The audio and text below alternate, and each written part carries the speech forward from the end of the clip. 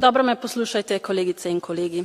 To poročilo je poročilo o evropski poti ene države kandidatke, poti posuti s čisto preveč trnja, poti naroda, ki je bil tolikokrat ponižan in nalagan, pa je še vedno boljši od marsikaterega znotraj Unije. Vsa čast izjemam. To poročilo ni poročilo o pravici do obstoja makedonskega naroda, makedonskega jezika ali makedonske identitete. Čeprav me ta del besedila v poročilu seveda ne moti, podpiram ga in ne bom glasovala za njegov izbris, moram kljub temu biti fair in makedonskemu narodu sporočiti, vem, da boli, mene osebno tudi, ampak ne pristajajte na narativ politike, ki bo govoril, da vam je Evropski parlament s tem oduzel identiteto ali jezik, ker ni res.